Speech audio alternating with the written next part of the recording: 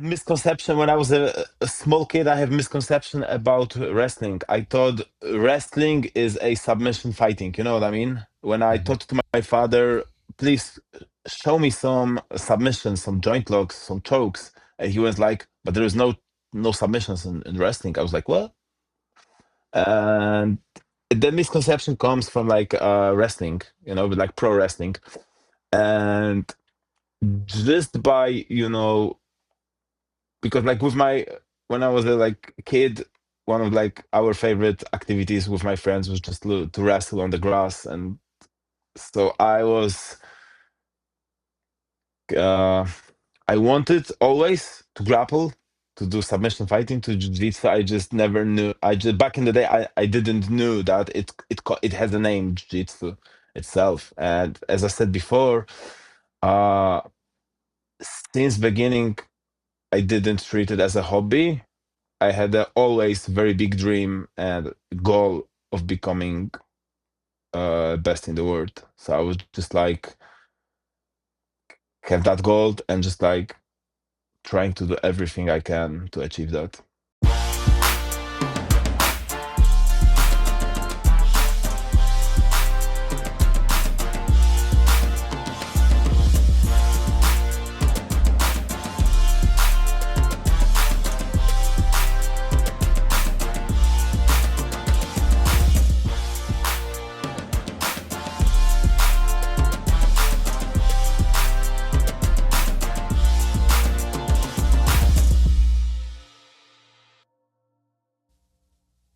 What is up, ladies and gentlemen? It is another great episode of the Grappling Hour. I hope you're having a great day. My name is Rafa Sparza. We have an excellent guest here, a scary guest.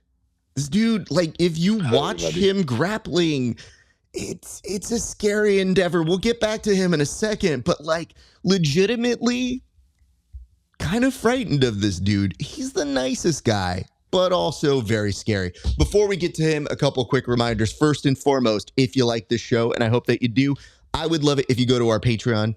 And how you can support the show, you go to patreon.com/grappling hour. You get yourself for $5 a month, 4 interviews a month, and much more, because I try to underpromise and overdeliver. That is what we do here at the show.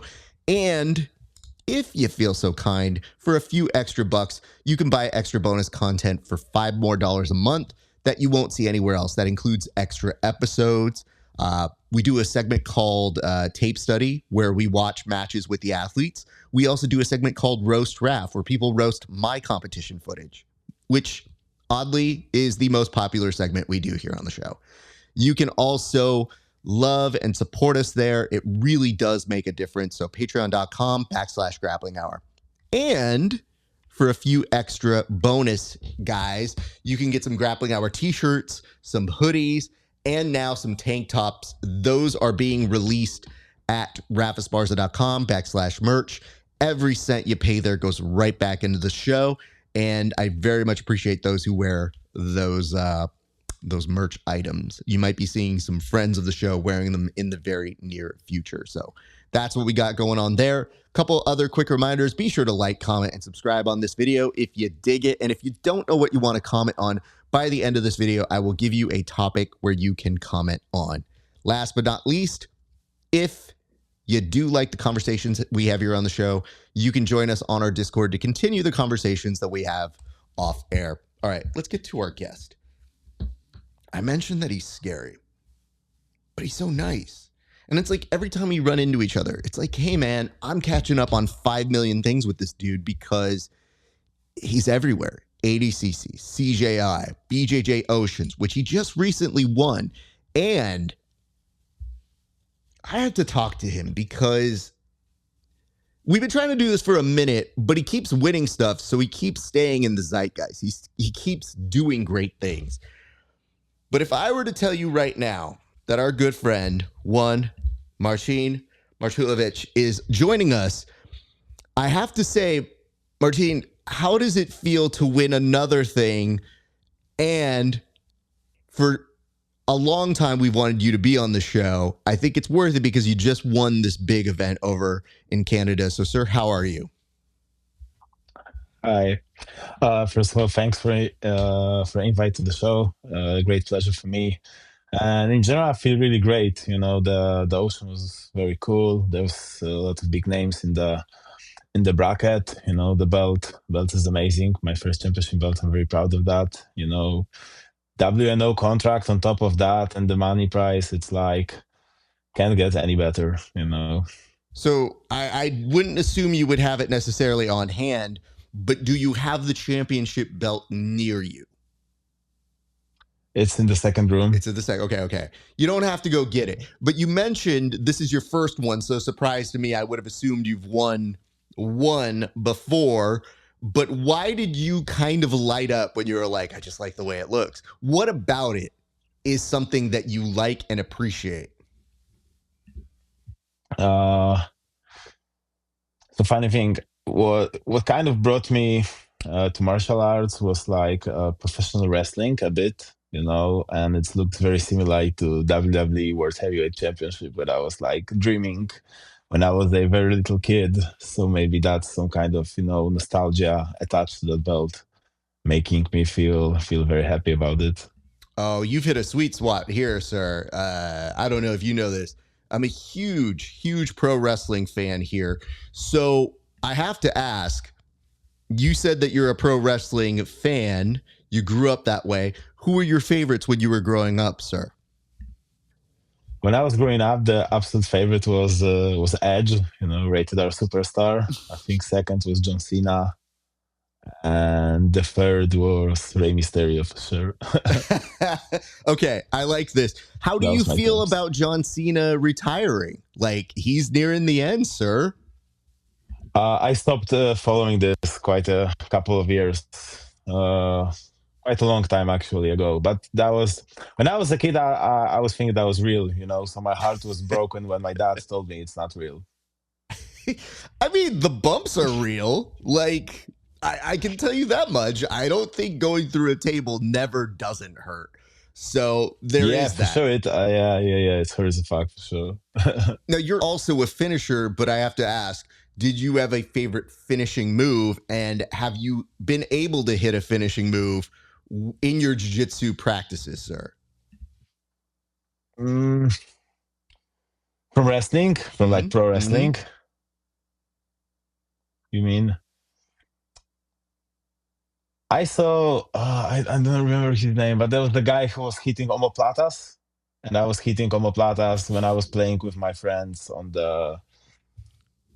just on the grass, like goofing with each other. So I was hitting omoplata just on my homies from a neighborhood. That's very funny. So I think you might have been referring to Daniel Bryan or Brian Yeah, Danielson. exactly. He hits a crossface omoplata. So when you were doing that though, when you were first coming in, did you have the problem I had, which was I would hit an omoplata because I watched it in pro wrestling, and I'd go to grab an S grip in front of the face, and I would realize very quickly if I do that, I'm not going to have friends in this sport. Um, I mean, in Poland, people roll hard, so they not pay that much attention. You can be mean to somebody and still be friends. So You yeah, know, and also with like, yeah, carry on. no, go ahead. Go ahead. Sorry. Yeah, so right now with my best friend, with my main training partner, so big shout out Physiosphere. We are doing the most mean and most terrible things to each other. There's only one rule: we not injure each other. But other than that, everything is like legal and acceptable. So knowing what he's doing to me on an everyday basis, I'm prepared for like any type of mean shit in a competition, and it just not scares me at all, and like not making any difference for me. This checks out because you have had some very incredible finishes and thus the scariness that I have talked about before. I just can't help but think you got to be close to hitting a Boston Crab. Just the way you enter your foot locks, that I'm like, hey man, I have to work my ass off to get a pro wrestling move. I hit figure fours, I hit Boston Crabs, and I do them on my students because of this reason. I say, if you're doing the technique right, you won't get put in the move. So then what they end up doing is I'm like, hey, if you exit a straight footlock the right way, I'm probably not going to hit a Boston Crab. But if you're an idiot, I'm 100% going to hit it, and it is your fault. And they start to learn how to get out of it. But at first, they're pissed because they're like, how are you getting this? And I go, I argue I'm better at this than I am at real jiu-jitsu. It's funny. So let's get back to this. You mentioned that you have this training partner. Can you tell me more about him? Because I was watching a little bit of your preparation for the Craig Jones Invitational 2. The folks over at Grapple Culture put up a great video about you and your training regimen. So when I see those rounds, it still looks pretty nice to me, but I could see very quickly how those could become a little bit more hectic rounds. Sorry, could you repeat the question? Of course. I was just wondering, the Grapple Culture folks put up a interview with you. Is that the training partner that you were talking about that you could go harder with and you have an understanding? Or was this from different sessions that you were doing? Yeah, he was there. He was rolling with me. He was like trash talking me as well. Like, which is like very big part of our training as well. Yeah, he was there. So I don't take you as a trash talker, but I'm also not in the training room with you. This strikes me as a little bit of a surprise because you're so nice, and I do always appreciate running into you. But when you say you're a trash talker, can you give me an example of that? Because I've seen you as nothing other than a very polite and humble human being. So, like, what are we talking about when you say you're trash talking? Can you give us an example of it? Yeah, I mean the first thing that come to my idea was, for example, he play guard. I just like side to side, like, come on, buddy, you can do shit. Your guard is not on your back, and he gets pissed and start like pushing more, and I just like kill his guard. But it works both ways. If I'm on bottom and I cannot do anything to him, he goes like, "What's up, RC? You should be such a good guy. Now you can do shit to the physiotherapist, the hobbyist." So we just like playing with like back and forth with trash talk. So that would be my one of the examples. Honestly, it makes me feel a lot more at home knowing this because I trash talk everybody when I roll, even perhaps more specifically to those who are better than me. Because I'm like, I might not win this round, but I will never lose the trash talk segment. And there have been people who are far better than me. And when I'm rolling with them, they're like looking at me, they're in mount or they're in like some dominant position. And they're thinking to themselves, how are you still talking shit to me when you're not winning? And I go, very easily, because I'm very good at this. I don't pretend to think I'm good at jiu-jitsu. I just know you're shit at trash talk, and I'm not going to let you win that. And they get in their feels, dude. Like, it really throws them off their game. And on rare occasions, there are moments when I start winning because they get like caught up in the trash talk. And I was like, you're in your feels. You're dumb. Oh, man, that was easy to do. So I feel I always know a trash talk, or I know a training partner best when we can trash talk. I always feel like once we've crossed that bridge, and sometimes I initiate it quite quickly so that we can move on and get to actually like good training. But I think my best training partner is for sure I trash talk to. Yeah, that's very important. Another example would be so physiosphere, which literally translate into physio psychopath, or like physio crazy man, you know. And he's very hard to submit. His defense is very good, and he's very tough mentally. So that he's the guy who never tapped to the shit, you know. And I'm calling him cockroach as well many times because you can do the absolute worst thing to him, like, you know, start to pressure pass him, cross face him like 180 degrees, like flat him out, totally smash, take the back, like squeeze him with the body triangle, like cross, uh, choke him over his face. He can get like literally destroyed over the 5 minutes. He's still able to escape. And he goes, the moment he escaped, he was like, bro, you suck. You are absolute trash. You cannot do shit to me.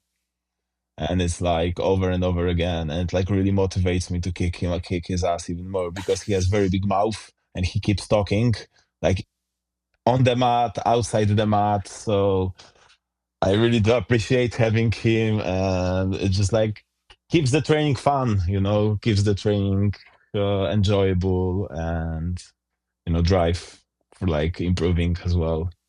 I have to say, I relate to that so much because I recognize that, especially when I train with high level people, that it's not going to go well for me. Like I have this moment where I realize, oh, this person's pretty good. It's not going to be super great. But I'll tell myself like, all right, I'll go in, I'll have a good roll, I'll give them a shot.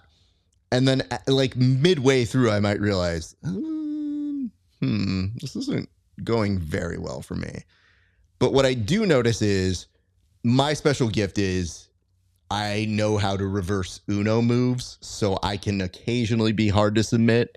So when your friend, as you're describing, is like, man, it's so hard to get him, I cannot tell you the amount of people who are mad. And I have had one person in particular where when we rolled, this dude, he was getting ready for a competition. I let him take my back. I was trying to help him. He had my back for about 10 minutes and then got up and walked off the mats and just like stormed out. And I was like, what's the issue? Like he wasn't tapping me. So he just stormed off the mats. And the next day he apologized to the gym owner, but he never apologized to me. Like, I understand it could be frustrating if you're not submitting me, but I was like, bro, you're winning. Like, I'm trying to help you for a competition. And that's the whole reason you have my back.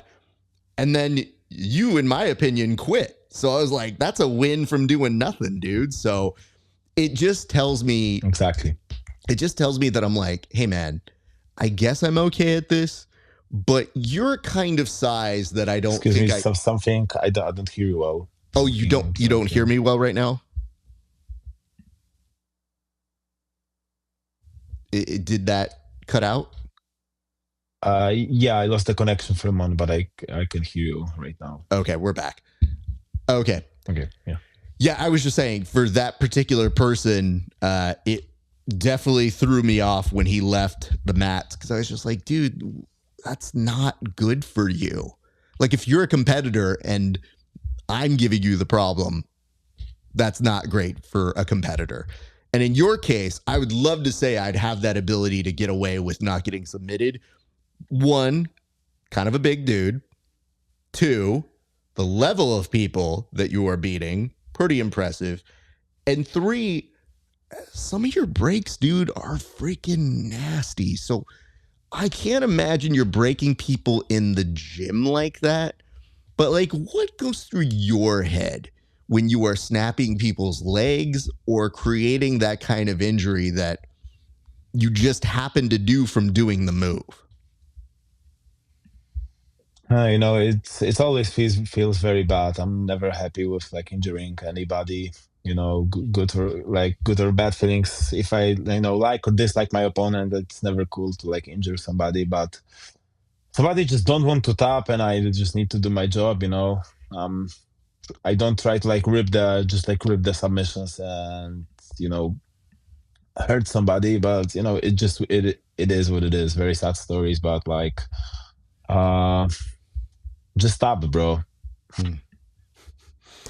Yes. Now we say this, and before I preface this, because we're getting now into BJJ Ocean, for you, have you seen the movie The Bodyguard? Like, if I were to say,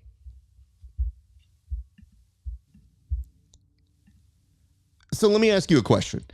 If I were to say to you, have you seen the movie The Bodyguard? Would you know what I'm talking about? Are you familiar with a movie called The Bodyguard with Whitney Houston and Kevin Costner? No, not this one. I've seen the one with Samuel L. Jackson and Ryan Reynolds. Very different movie. The Hitman's Bodyguard, very good, very fun and silly.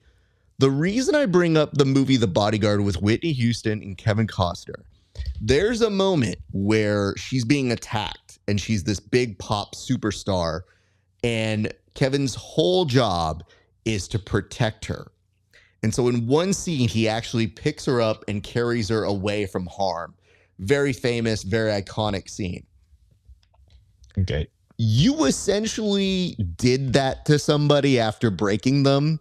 So when I saw the footage of you injuring the dude, you then bodyguarded him off of the mats.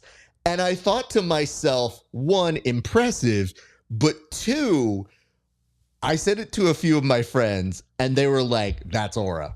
That's a dude that has aura, because not only did he break the dude, you got to love him that he picked up the other dude he beat and walked him off the mat. So can you please tell me the story behind that? Because I've seen the footage, but I don't know necessarily how it happened other than from what I saw in that video. Okay, so it was the first round of Ocean BJJ Pro, and I faced against Nathan Sap, which is a Polish youngster, like very, very good, very talented, and it was a quite challenging battle, because I know he's very good at leg locks, and if he get into the position, he can finish. He has a very good breaking pressure. He breaks a lot of people in competition as well. So I was thinking I was winning this fight, but in the end he grabs my leg as well. And at the Ocean they count submission attempts the most, even though I almost passed his guard a couple of times and I was like leading up to the end. So I knew by the last minute I need to do something, to really go for the submission to earn the score, or like eventually like submit him. So I go really hard for the finish. He didn't stop because it was like just a couple of seconds left on the clock. So I go for it was like regular straight ankle, but like 2-on-1 grip. So I really like engage my hips. There was a nasty break. He taps, but before I let it go, it pops for the second time, and it was like really, really bad. It was like really bad break. And yeah, I know him for quite a long time, and we're friends. So just want to take care of him after. A big credit to you, not to take away from him as a competitor, because dude, if he took you to that time, he's a pretty good guy. I've seen people lose to you within a few seconds. But like when you did pick him up, did the head hit the shoulder at any point? Did he just kind of like go like, oh, thanks, dude? Or was he like trying to stay strong and just like, this dude's picking me up. It's all good. I think the second option. I'm just saying, I like to think like this, where, you know what, dude? If somebody injured me that bad, I'm pretty sure I might even consider like, you know what? There's no way I could look worse. So thanks, dude. I'm going to take a nap here. All right. That's fun. Yep. Not a great day for me at the office, but super respectable. Well, how many matches did you have at BJJ Ocean, sir? I had 4 matches. Do you mind taking us match by match? And which one was that? Because I don't know where that fell in the order. Okay, so that was the first match. Okay. That was the first match. Second match I had against the reigning champion at Ocean. It was Lucas Lira. And he was the top pretender, I think, like top seed to winning this. And I was very, since I qualified for Ocean, I was like very eager to fight him, and I knew that stylistically I'm a bad matchup for him. So I get into his leg like very quickly at the end, but he was doing very good job of like clearing the knee line and escaping. But I think I had like 5 like good bites on his quite a good bite on his legs. But he was doing a very good job of defending, and eventually I was like pushing the pace, putting the pressure from bottom, and I won by decision. So I think that's the win I was most happy about. And then later on, I was fighting Alexander Sach, who's like big ass German monster, like easily weighted over 100 like 10 kilos, even more, like crazy strong. And I see him just like jumping over the guard. Like besides that, he's a very big and strong. He's a very explosive guy as well. So he like passing the guard very quickly, just like grabbing the kimura and ripping it off. So, and also I was quite exhausted after the fight with Lira. Mm.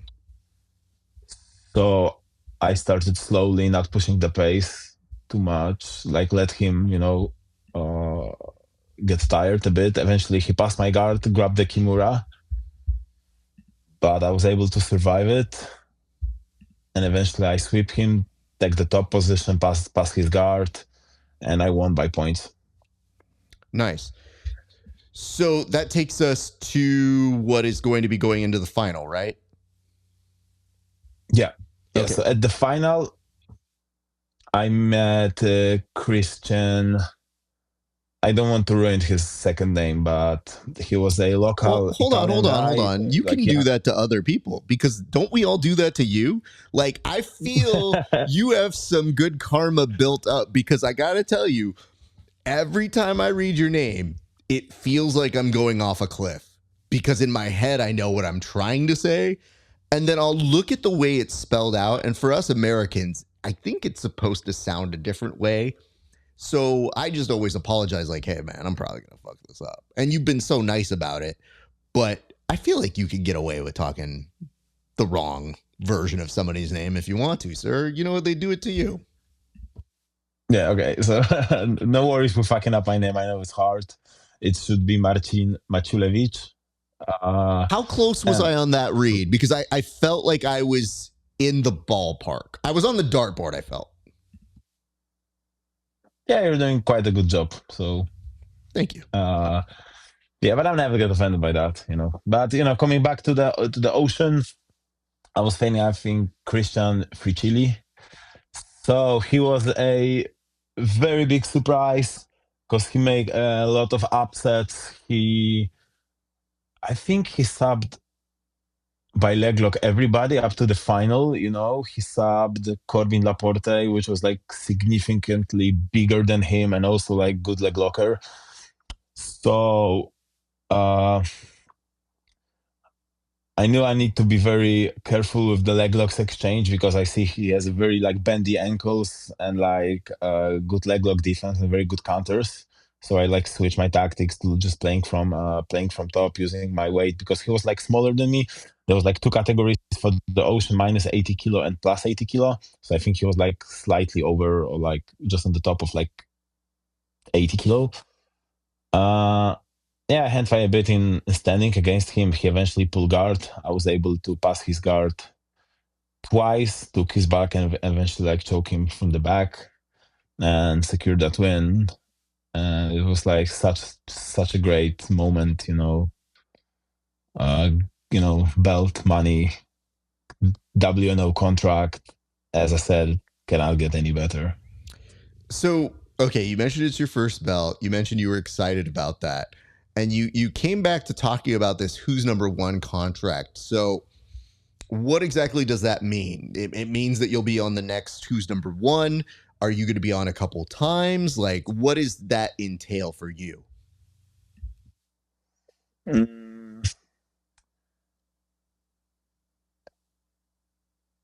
Right now, I'm not gonna compete in the upcoming one, so it basically means that who's number one is like going to just sign the contract for me. I hope for multiple fights, but eventually it's gonna be known in the near future. Okay, so not necessarily like you mentioned this next one coming up, which, hey, man, you've been a busy guy, so I could even understand that. That's not the issue. It's just, how does it feel now to be in that group of people? Because honestly, who's number one does have some of the top tier individuals in the sport. There's a lot of good guys who compete on that. So I'm sure even though you've already been to the dances of ADCC and CJI, which is really the premier competitions for jiu-jitsu, it must feel nice to continue getting that recognition. Yeah, definitely. Since the who's number one start, that was my goal to fight the best guys.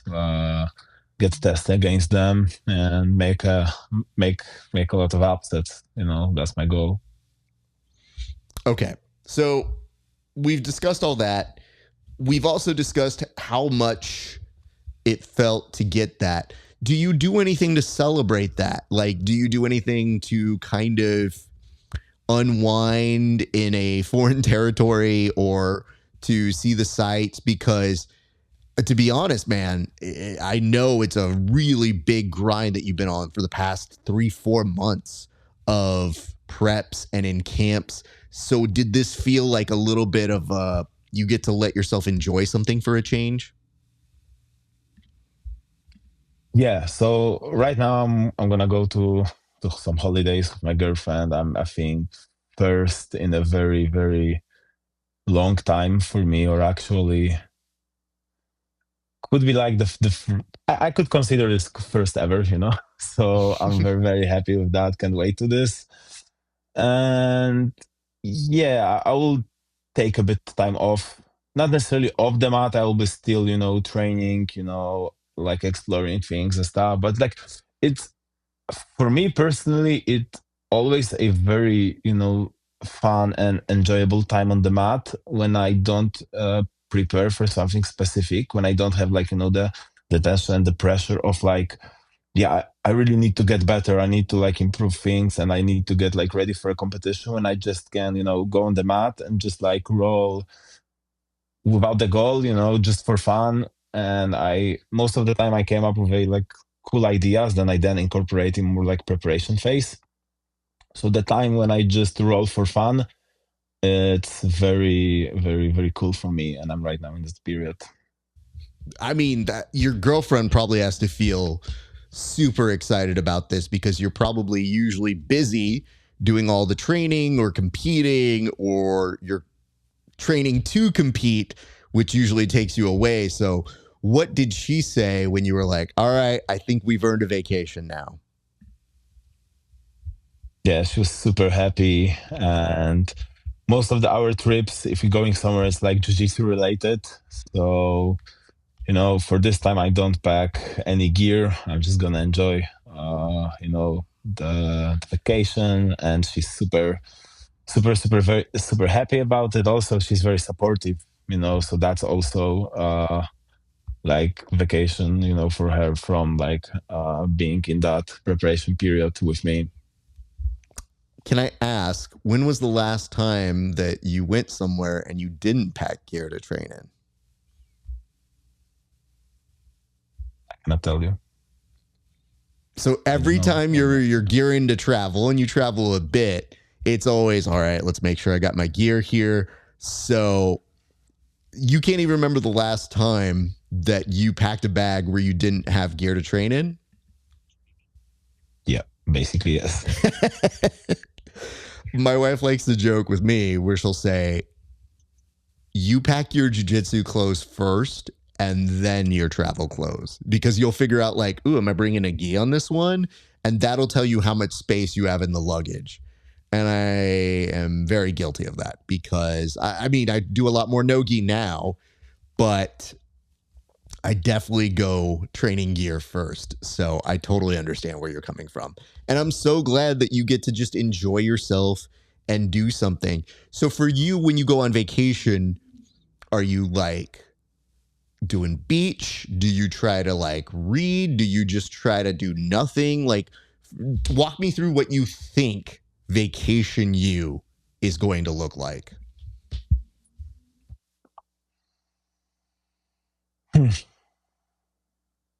That's a tough one because I haven't been on a vacation for a while, as I told you. So we're going to Greece. So a lot of just laying on the beach. I will take some books with me for sure.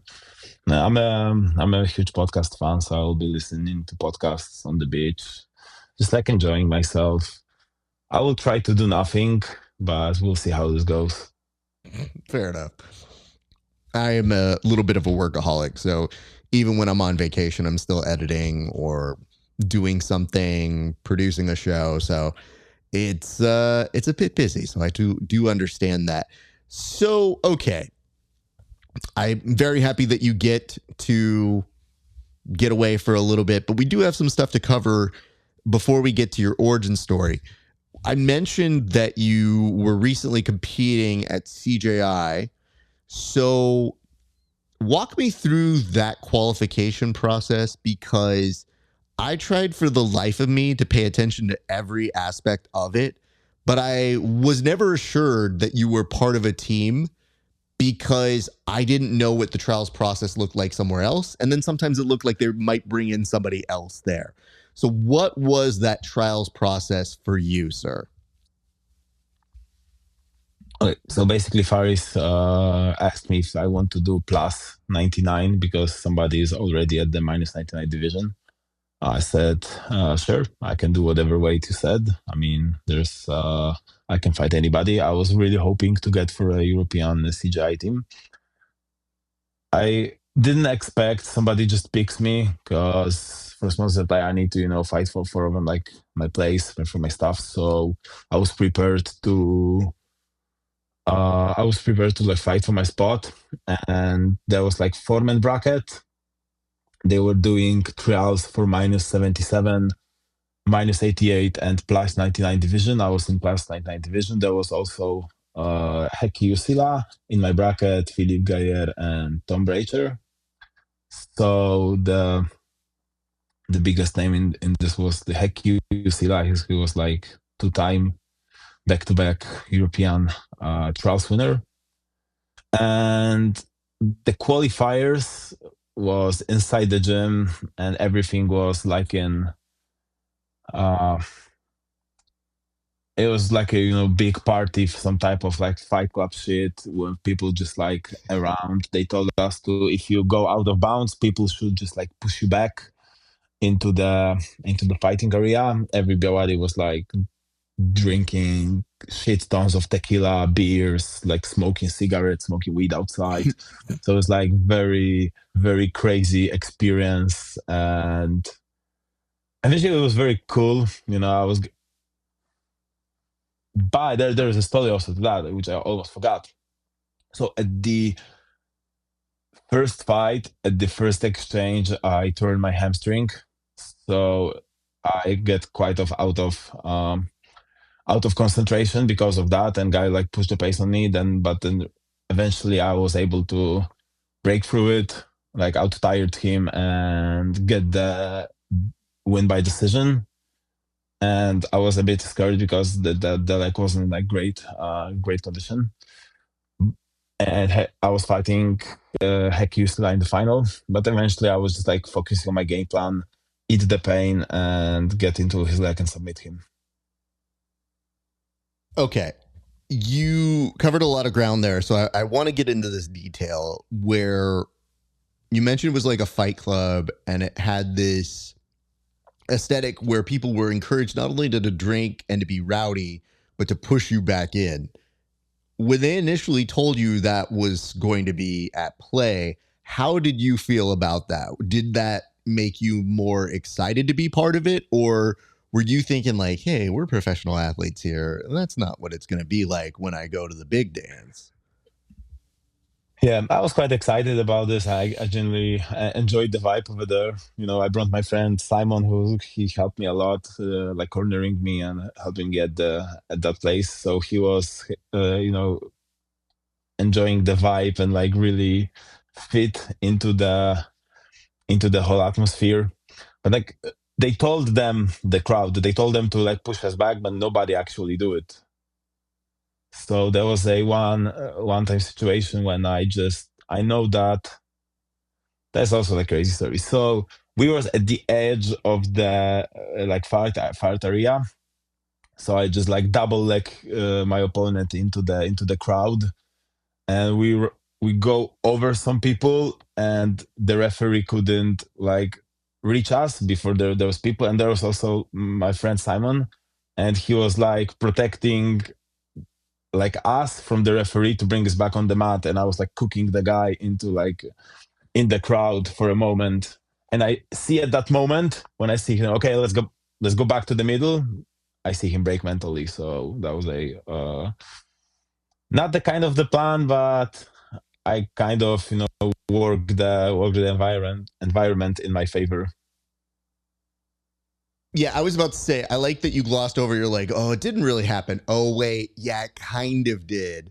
So I'm glad you thought about it, because as you were telling me, you're like, nah, it didn't really happen. I go, I thought I saw videos of the process, and it wasn't televised, right? Like they didn't stream it or anything, right? No. Okay. So instead, for so many of these trials things, we got what looked like, from the editing, fever dreams of editing videos that were put up on social media. So when I saw how rowdy it got for the European trials and all over the place, I thought, like, these guys really want to get in on this. Like, shit, dude. And then I looked at us Americans and I was like, do we want it this bad? Like, are we doing this here? Because we can be rowdy too, but we're dumb. And then I realized, oh, they're dumb too. That's just a great thing to see all across the board. So it doesn't matter where you practice jiu-jitsu, whether it's here in America or elsewhere abroad, everybody is dumb. So that was a good uniting factor. I'm just glad that nobody really got hurt from that. And I was surprised to hear that you were hurt right off the back in the trials process. So when you get hurt that quickly, how much does that change your overall strategy? Like for you, do you come in? Are you talking with your people after that first match and saying like, hey, we got to be a little bit smarter. I'm feeling this way right now. And if that is the case, how hard is it to implement that when the tensions and the pressure is so high? You said the tension was very high. I was a bit scared, but I knew I will just eventually eat the pain. But the thing is, I wasn't like have any any power from this leg when I was attacking my preferable side. So I was a bit of scared of that. But yeah, I was thinking about some different tactics, how I can use my other skills to get into his legs. And yeah, I was just like keeping my leg warm, not like cool down and get even more stiff. And yeah, eventually fulfill the game plan and submit the guy in the final. Okay. I mean, listen, dude, I'm getting to the age now where anytime I get a small injury, I think, well, it's been a good run. I think I'm nearing the end of my jiu-jitsu. Like, it always feels like every small dumb injury I get is where I go, is this the one that takes me out? And it's literally just like a sprain for a day. So when I hear somebody saying like, oh, I got a hamstring injury, I would be in my mental state of, not now. Damn it. That sucks. So for you to find that, even with the high pressure, making that through, it's a true demonstration of your commitment to your craft. So you make it to it, and then you were in Vegas for a little bit before the actual event. So we ran into each other at the PGF. How long were you in Vegas before the Craig Jones Invitational event? I think like 11 days, something like that. Okay, so what was the training regimen going into that? Because by that time, you're probably done with the bulk of your training for that. You might have a few days of harder training, but then it's probably just making sure the weight's on point and that you're kind of dialed in with the team, correct? Uh, yeah, so as I go to Vegas, most of preparation was done. I was staying at Robert the Drysdale's Academy, and he was hosting us. And I was training there mostly with Nick Hartman and Rafael Leici. And I was super grateful for the thanks. I had very good rounds with them. Do you hear the echo as well? Because I constantly hearing myself. Oh, you're hearing a little bit of an echo, is what you're saying right now? Yeah. Well, on my side, it says that we're using echo cancellation, so hopefully it's not terrible. Okay. But give me a second here to just double check. The other thing I wanted to ask you about was, unlike any other event, every single individual got a video from Craig about the athlete. Were you nervous about the one he was going to do about you? Like, you were obviously seeing, I think 15 other people got one before you got one. So in your head, where you're thinking like, what the shit is he going to say about me? Or does he send it to you ahead of time and goes, hey mate, this is what I said about you. It's going up tomorrow.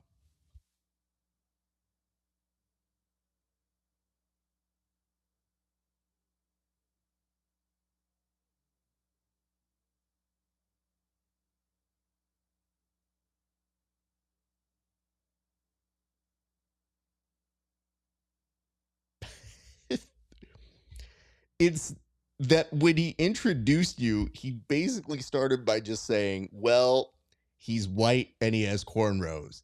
And I thought, you know, I think it gets the job done, but I think there's so much more to you as a person that I was like, Craig, I think you phoned that one in. Now you had to do about 60 of these, so I get it. It's a lot of creativity here. But I just thought like there's so much more he could have gone off of. So I actually thought you got off pretty easy. Was there any other athletes video that you thought was pretty funny?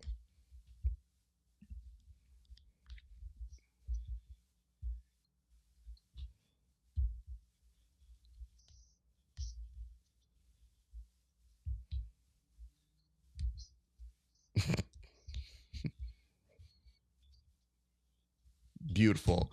Let's get into the actual event. I obviously ran into you after it was all said and done, and I thought it was a great, like, it's a great showcase for you. And I thought that you did well.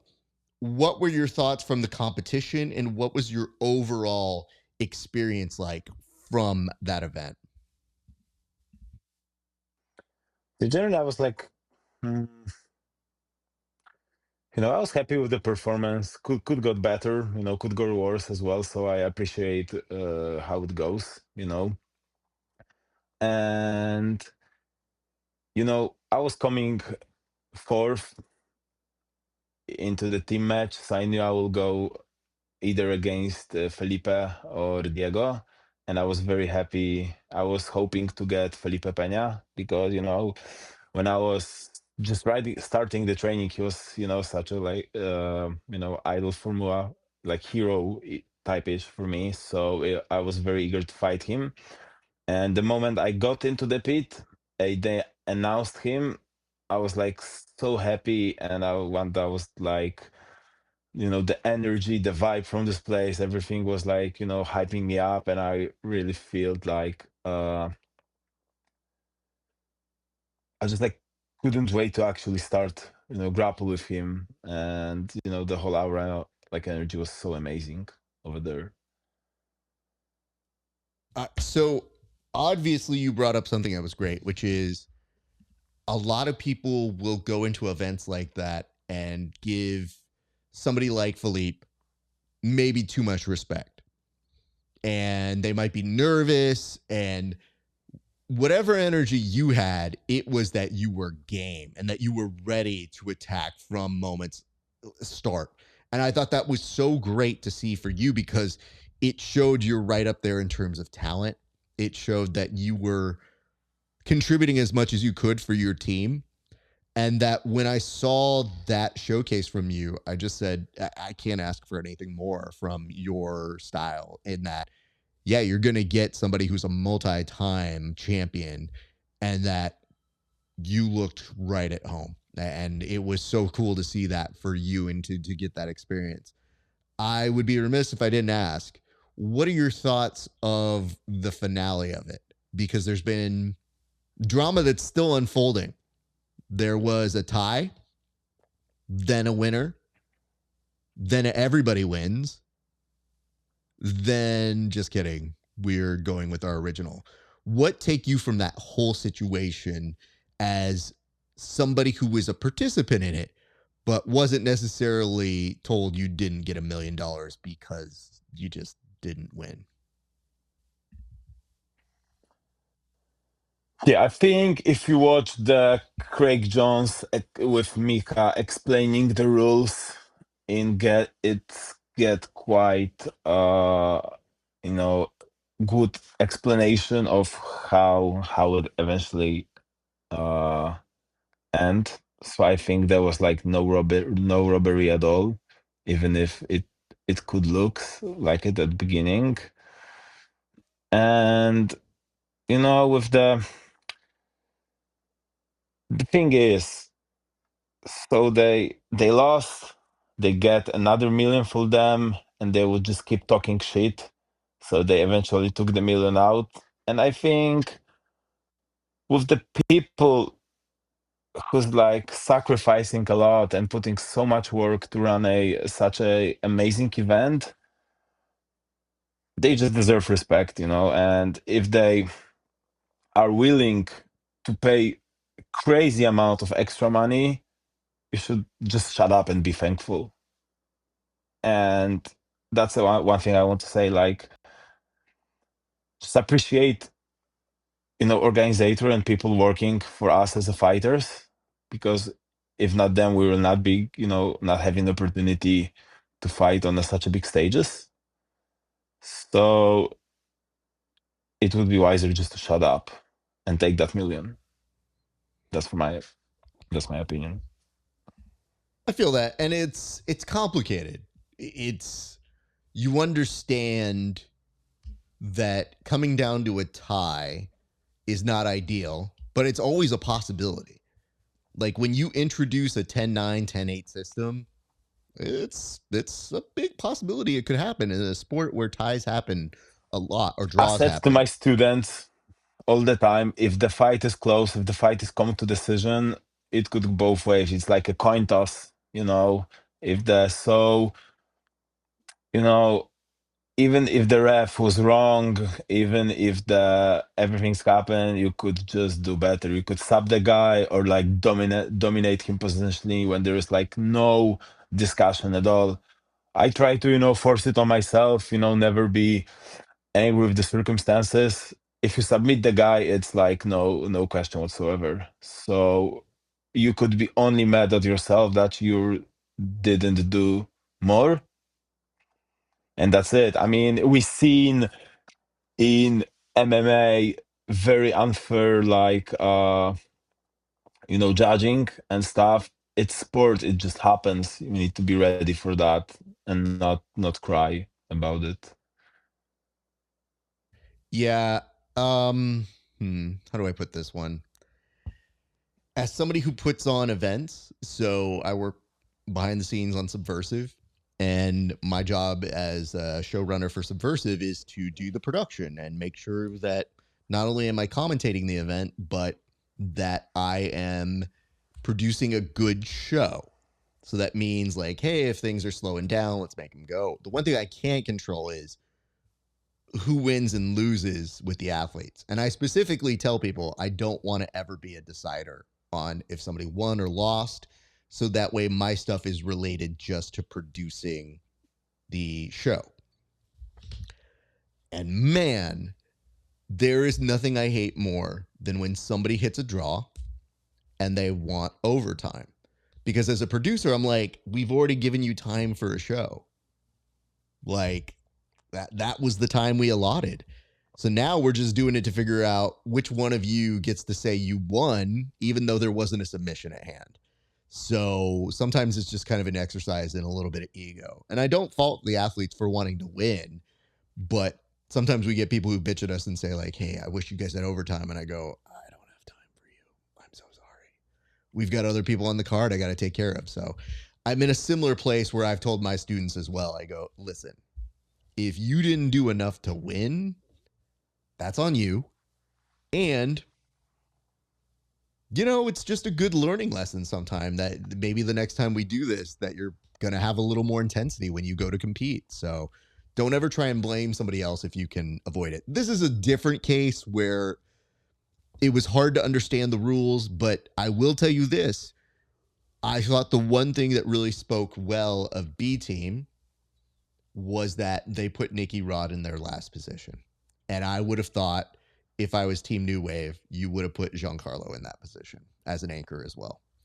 And I think obviously hindsight's a different beast, but you put people who are high pressure performers in those places, especially when it really does decide if the team wins based on that last performance.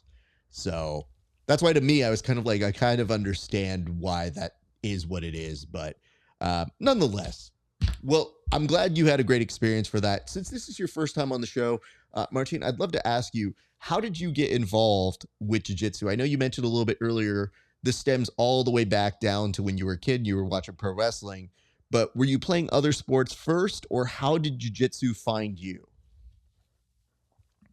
Okay, so I think it all started with my father, who was a wrestler. He was in as a youth. He was in a Polish national team for wrestling, freestyle wrestling specifically. And although I didn't train pure wrestling itself, I was playing with my father. I was wrestling my father a lot, and that was, I think, the first thing that like got me into martial arts. Then, as a kid, I was doing gymnastics for like 2 years, which is like helped me build foundation for like athleticism. Then I was doing like a lot of like team sports. I was playing basketball a bit. I was also my favorite team sport is the handball, actually. I used to really enjoy it. But then, and also there was like pro wrestling when I was just like playing with my friends, and wrestle them just on the grass, on the field and stuff. And then when I was like 13, I realized, okay, I want to do something that I can really go like all in into it. I can deep dive and and I would like to, have a purpose, have some goal, have some dream, because I was always a very big dreamer, and I was thinking about like training something, doing something. I wasn't just like doing this for fun. I had a very like pure goal and dream of being the best in the world at this.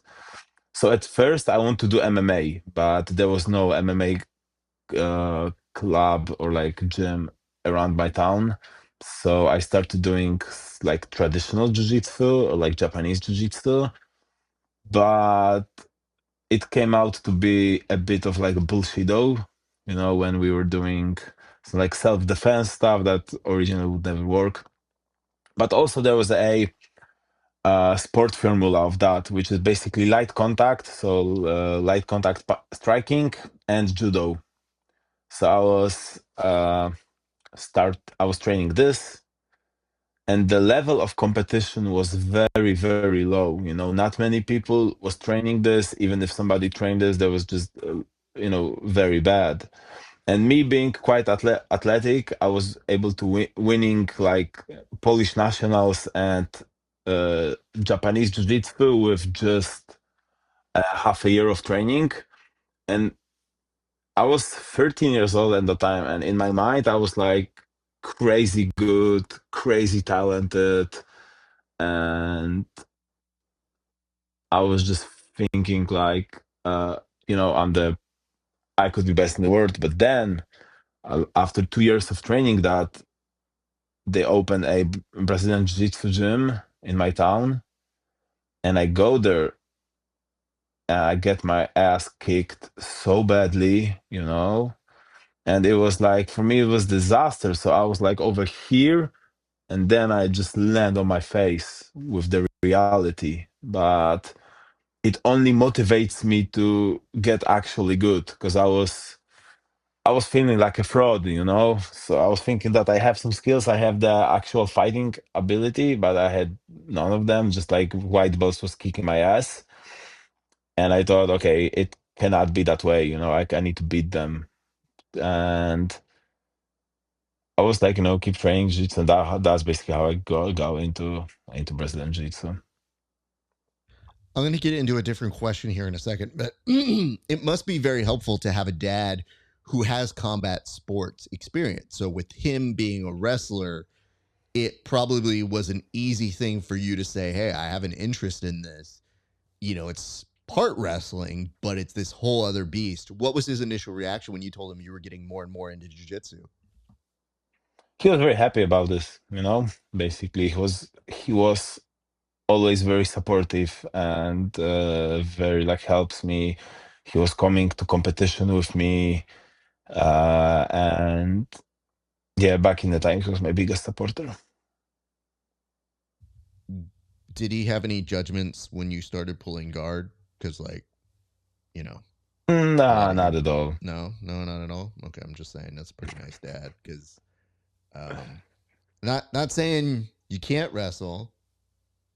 Just saying there's so much of when you pull guard, you're smart enough to know I want to go home faster, so I'm gonna pull guard so I can break this leg and we can get this over with. Because I will say this about you: you pull guard, but it's a feisty pull guard. Like when you pull guard, it's with bad intentions, and it is something that I very much try to tell my kids when we're working in class. Is I go, a lot of people have a misconception. Pulling guard is supposed to be this docile thing. I want you, if you are going to pull guard, and that is part of your game, to pull with the same aggression as somebody trying to get a takedown standing up. And I feel like you exemplify that very well. So even though you didn't end up per se in your father's realm of doing that, damn, bro, like you got the really good version of pulling guard that I think looks pretty dope. Yeah, thank you, Sam. I always aim to kill, and like with the guard play, my goal is to like put the pressure from bottom and like attack with as many actions, the main submission as possible to eventually get the kill. So uh I don't like stalling. It makes me feel bad watching people don't want to, take any risk, just take the minimal effort to win. And in my case, if I was, for example, forced to have such a style, I'm just not interested at all in that. Well, I guess it's good we're never rolling because I will 100% stall you out. So there is that. I would love to know this about you, though. You mentioned it was a love affair right away. You were getting your ass kicked, which is so similar to everybody else. But I do like asking people this question, which is, when did you know you wanted to do this as more than just as a hobby? A lot of people can do this as a recreational thing. Yeah. A lot of people don't think about doing it as a profession. When did you actually fall in love with the sport? Uh, Even before I start doing actual jiu-jitsu, because like Mm. I had misconception when I was a small kid. I have misconception about wrestling. I thought wrestling is a submission fighting. You know what I mean? When I Mhm. talked to my father, please show me some submissions, some joint locks, some chokes, and he was like, "But there is no submissions in wrestling." I was like, "What?"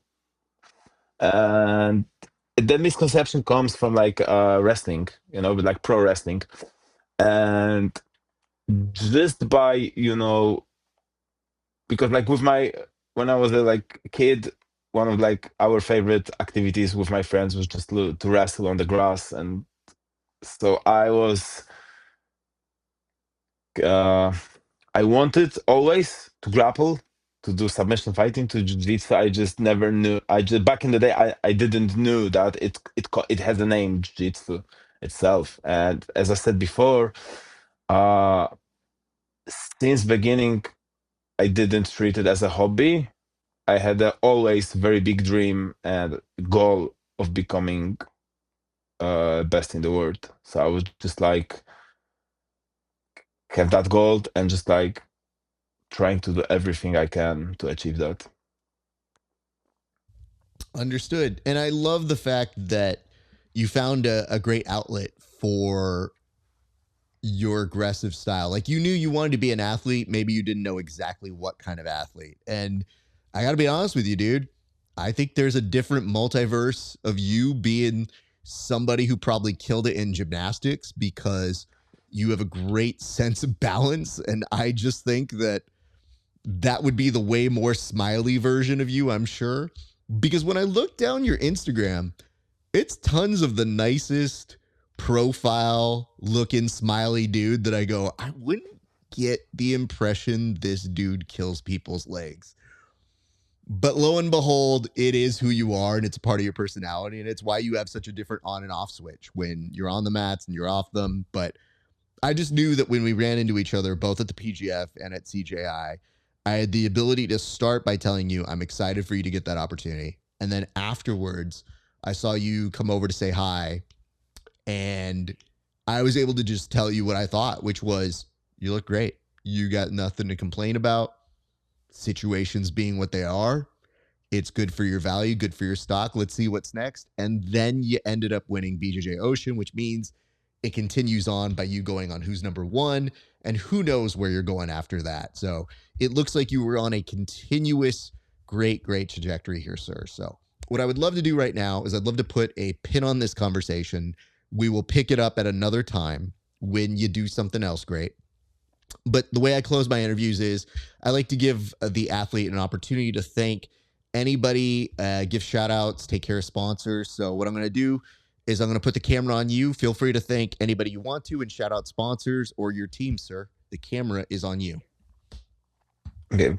Big shout out to my team, Alligators Fight Club. I love that place, love being there, to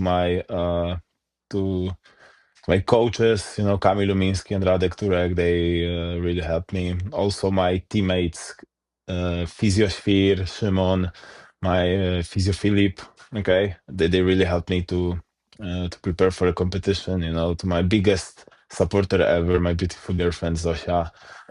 And in terms of sponsor, I'm a free agent. I'm staring right now in like Metallica t-shirt. So if you want me to have some other t-shirts, you can contact me by DMs. And yeah, I think that's basically it. For a split second here, just the way that you introduced that, I got my Metallica t-shirt. I was like, stop it. You're not sponsored by Metallica, fam. Are you? no. I just said that I'm wearing regular Metallica t-shirt. If you want to get me any other t-shirt, you can just contact me. It is a great way to tell people your t-shirt here and let people know that you're all about that. But Marcin, I want to tell you this, man. I'm so happy for you. There is such a great camaraderie, I think, that we've had since PGF, where every time I saw you out there, you were killing it. We were so behind you. You made a great statement there. And it's been so fun to watch you do bigger and better things. I'm glad you get to take a little bit of a holiday, but I know come 2026, you're going to be a very, very in-demand person again. And I know one thing, if I'm somebody over where you are, is I'm probably getting real nervous about you being in a trial situation. So just saying, guys, maybe go to a different weight class, try to figure out what he's doing and do the opposite, because I don't want to be bodyguarded off the mats after you break me. Really doesn't go well for my my well-being. But Marcin, I want to say thank you so much for your time. I appreciate you, brother, and I look forward to chatting again in the near future. Yeah, thank you so much for the invitation. It was great. Awesome. All right, guys, thank you so much for watching this installment of the Grappling Hour. I hope you like this one. Marcin is a beast. We love this guy. How do you not like him? You know what it sounds like? It sounds like a younger version of Arnold Schwarzenegger, basically, that just breaks legs. So when he says things like, oh, yes, very nice. You guys, pain is not the problem for me. It's a problem for you. Nice to see you. Except he says ice to see you. Mwah. Mr. Freeze. Go back and watch those. Actually, Marcin as Mr. Freeze. Hold on. Writing that down now. Anyways, before we sign off, a couple quick reminders. First and foremost, if you like the show, we would love it if you would like, comment, and subscribe on this video. I asked if there would be a opportunity, if you would be so kind to write a comment in the comment section if you stayed this long. So let's give you a prompt right now. The prompt we're going to give you is, what is the best example of aura you have ever seen from somebody in competition? We talked about Marcin bodyguarding somebody off the mats. What is one that you have seen or done yourself? You could say it for yourself. I don't really care. Some people might think that's bragging, but it is what it is. If you've done it, you earned it. So there's that. 2, you can also go to patreon.com/grappling hour. Support this show. It really does mean a lot if you guys do that. If you find us on there, patreon.com/grappling hour, $5 a month.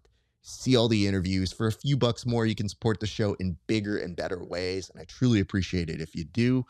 Additionally, you can buy some Grappling Hour merch, meaning hoodies, t-shirts, tank tops. That's at rafasparza.com/merch. Every cent that you bit there goes right back into the show. And last but not least, if you enjoy this and you want to continue the conversations, find us on our Discord at Grappling Hour. All right, ladies and gents, that's going to do it for us here at the Grappling Hour. Thank you so much for watching. We appreciate you guys. We will see you back at the next one. Until then, it's been a great day for grappling. We'll see you back on the mats.